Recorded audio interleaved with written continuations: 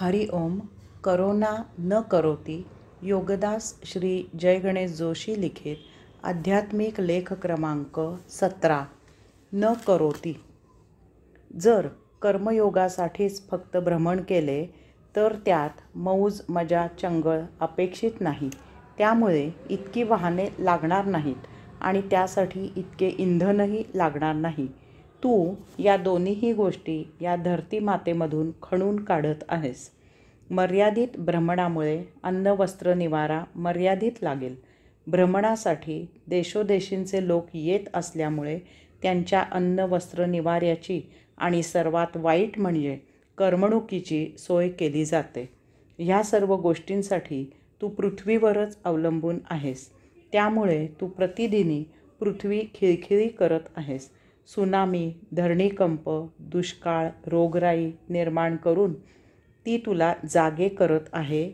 न करोति. परंतु तू केव्हा निद्रा सोडणार? एक क्षण तिची क्षमता संपेल आणि माझ्याच नियमाप्रमाणे ती सर्व नष्ट करेल. अनावश्यक भ्रमणामुळे विविध देशोदेशींचे चित्रविचित्र लोक देशोदेशी एकत्र येतात. तेथे अशा सर्व ठिकाणी मौज मजा हौस चंगळ या नावाखाली आपापले संस्कार, संस्कृती, भाषा, वेश, धर्म, वर्तन, वर्ण इत्यादी अनेक गोष्टींचे दर्शन घडवितात. आपले सोडून नवीन काहीतरी पाहायला मिळाले की योग्य अयोग्य याचा विचार न करता लोक अंधपणाने त्याचे अनुकरण करतात. ह्याचा महाभयावह दूरगामी दुष्परिणाम काय होतो ते आता ऐक. लेख क्रमांक 18. न करोति. अनेक देशोदेशींच्या विविध लोकांच्या संस्कार, संस्कृती, भाषा, वेश, वर्तन, वर्ण, धर्म इत्यादींचा तेथे संकर होतो, मिश्रण होते.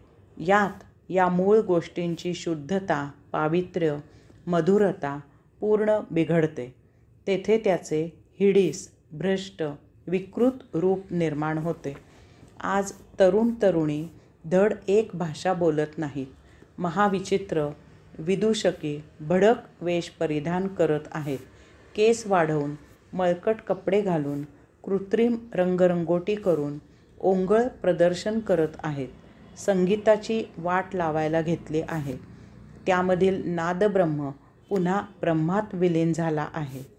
भक्ती, श्रद्धा, आपुलकी, प्रेम, वात्सल्य इत्यादींचा व्यापार झाला आहे. कुटुंब संस्था लयाला जाऊन त्या जागी stay in relation, girlfriend, boyfriend आले आहेत. कसिनो या नावाखाली जुगार, मनःशांतीसाठी धूम्रपान, मद्यपान, विरंगुळा या नावाखाली बाहेरख्यालीपणा याला ऊत झाला आहे. यामधून शारीरिक नवीन रोग निर्माण होत आहेत. मनःशांती बिघडली आहे. मनोरुग्णांचे जागतिक सरासरी वय 23 वर्षे आहे. ह्यासाठी एकीकडे दांभिक गुरूंनी भ्रष्ट धर्माचा बाजार भरविला आहे. दुसरीकडे धर्माच्या नावाने आतंकवाद फोफावला आहे. विध्वंस आणि संहार सुरू आहे.